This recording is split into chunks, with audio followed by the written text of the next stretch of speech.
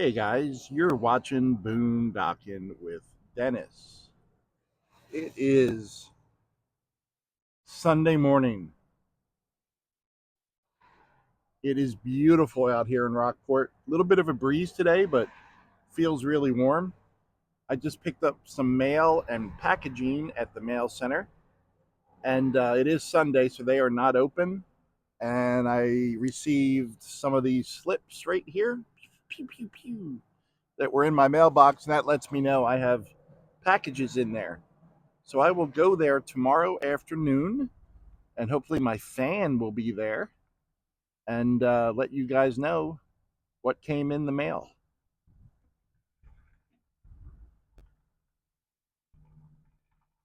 Cars, cleaning, and laundry.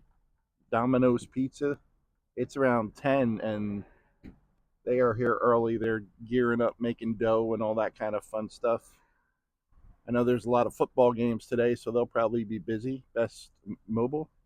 Wild Prawn, which I've heard great things about. I've never eaten there. Connie's Nails, which I have heard absolutely nothing about. And there's the Groove. Title Max. Cars coming. Gorgeous day.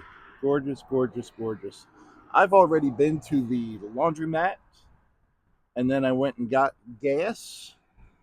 I think gas was $2.88 a gallon. Came down a whole penny.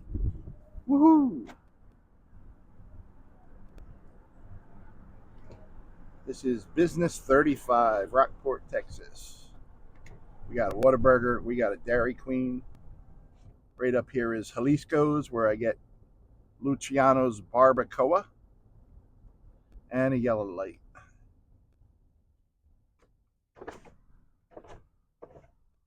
Let's stop at this one. What do you say? Next one, we go through. Hope you all got seatbelts and helmets. Hey, I wanted to wish my friend Benita a happy birthday. Benita is in Corpus Christi or Victoria. She goes back and forth. As far as I can remember, that seems to be her destinations. So happy birthday, Benita. I hope you have a good one.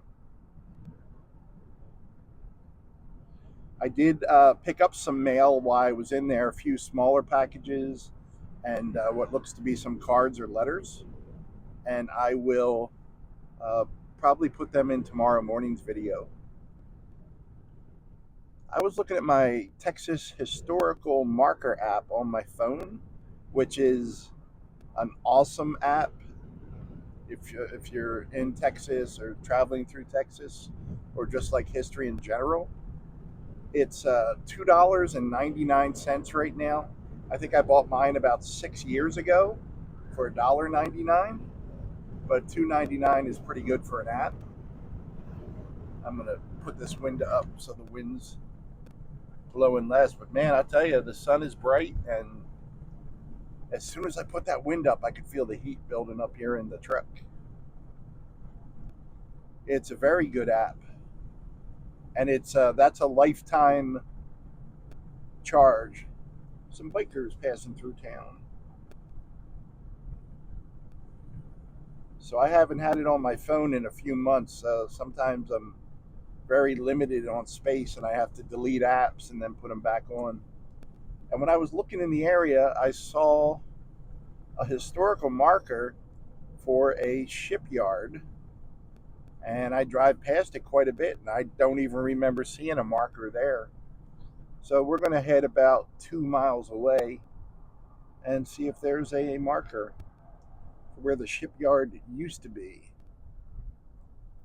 Now, they're usually pretty accurate with their markers, but over the years, I've found markers completely gone. I've found the app has them in the wrong location. I mean, 99% of the time, they're exactly where they say they will be. But I've had them missing, and I've had them, hundreds and hundreds of yards away from where the app says they are.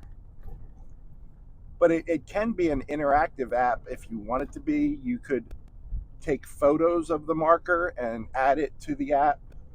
So I think that stuff is kind of neat.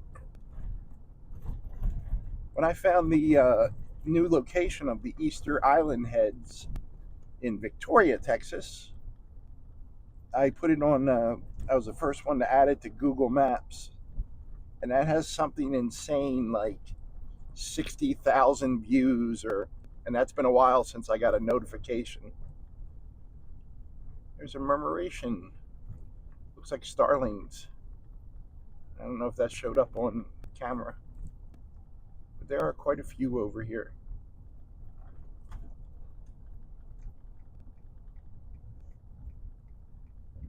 And I already read a letter that someone sent, and I'll read that tomorrow morning. But they sent some money for the blessing box, and I don't know if I want to swing by there right now because church is probably having services, but we'll see. It's in the general area of the marker, and then I can go to Wally World tomorrow morning and pick up for the blessing box. I just looked at the letter real quick, but I remember seeing that. It's neat because it's someone in Canada, and they actually sent Canadian money, which I haven't seen since I was in Canada in like 2000. So I will have to take that to the bank and get it transferred to some American money. I was hoping they would send loonies and toonies. I guess a loony and a toonie ain't worth what they used to be. When I was up in Canada, they had cool coins, and there was a dollar coin, and it had a loon on it, and that was a loony. And then there was a $2 coin, and that was a toonie. And I would imagine they still have them. I just thought it was one of the neat things about going to Canada. Loonies and toonies. I was such a huge hockey fan growing up that if there was any type of school project, I wrote it about Canada. I could always tie it into Canada some way. So when I was younger, I was always reading not just hockey stuff, but about Toronto and Montreal and Quebec and the teams that had um, NHL teams at the time. And then later they added Calgary and Vancouver and Winnipeg. And that was probably after I got out of school. I, I became a fan of hockey when there were 6 teams in the league, and then they just added 6 more teams. So there were actually 12 at the height of my hockey existence. Okay, so the marker is supposed to be right here, and I would say it's still there. Wow, nice, good. That is awesome. So it's about this field right here, and I was always wondering why this big empty field was here. Like everything gets so built up.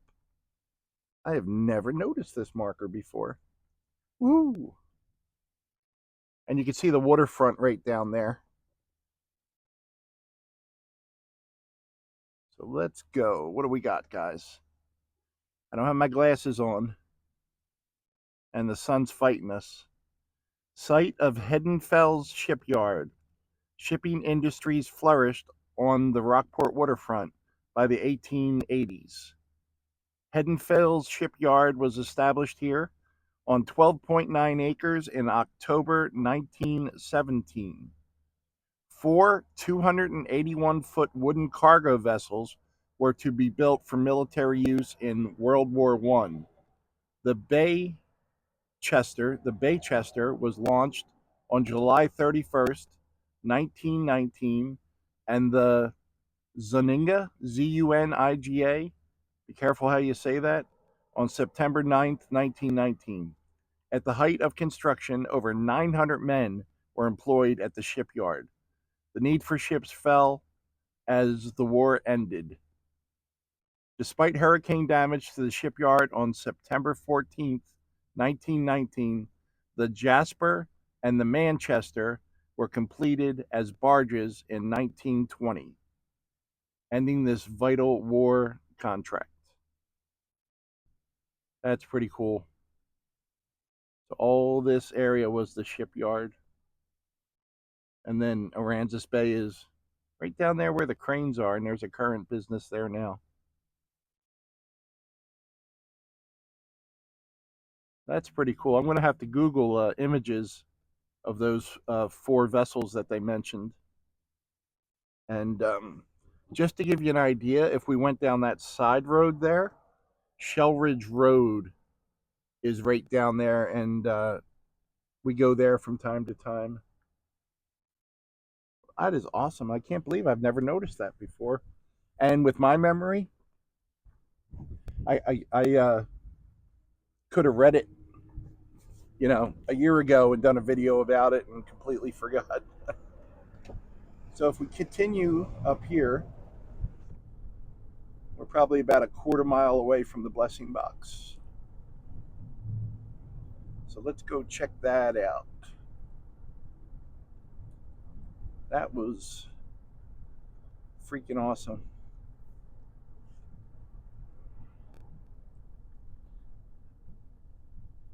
I'm going to go up here. So this is 5th Street. And the blessing box is at what? 6th and Fuqua, I believe, from all the other videos we've done there. I would love to go see that place right there. It's on private property, but pretty cool. Probably not too safe to go in there, but I'm 60. How long do I want to live anyway? Very cool. Let me zoom back out a little bit. Yeah, I need to. I was at the laundromat. I had some free laundromat coffee. It's a little soapy, but it's okay. You know, I did want to say, let's make a left and go down one more. My friends Lisa, Bailey, and Hammer, and it was Hammer's birthday yesterday. Happy birthday, Hammer! Hammer's a dog, but don't tell him. He doesn't know. They haven't reached that time yet where they're going to inform him. But Hammer is the patriarch of the family. Lisa sent me their washer sheets, but like a dryer sheet, but they're a sheet you throw in your washer, and they are so much better than any pods I've used. Whenever I use pods, my stuff doesn't really get clean. It gets clean, but if you even slightly overload the washer, when I pull out my clothes, yeah, it would have like dried laundry detergent on it. Okay, so we could use the usual, some Chef Boyardee meals and things like that. But there's the blessing box, guys. 6th and Fuqua, Rockport, Texas, right out front of the Church of Christ. I wonder what time they have. A lot of churches don't have services until 11 a.m. Oh, kitty cat. Kitty cat. Kitty cat. He didn't want to play. He doesn't want to be a YouTube star. But and then some of the bigger churches will have like a 9 and 11 services.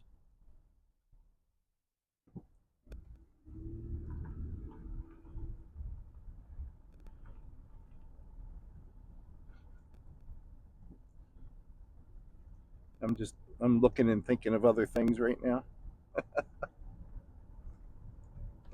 Yeah. Well, guys, I'm going to head to Rockport Beach, and probably need to do a little voting. Uh, yeah, Lisa, Bailey, and Hammer sent me those driver sheets, and I wanted to use what I had before, and I tried them out once, and I just got done using all my pods, and now I'm using the washer sheets, and the washer sheets are so much better. The clothes are cleaner, and I did put the proper amount in the washer dryer, and I've done that before with the pods, and they don't come out right sometimes. So I'll wind up taking 3 or 4 items out of every washer load that I do, and having to put it right in the laundry bag to get it rewashed again, because it has like dried laundry detergent on it.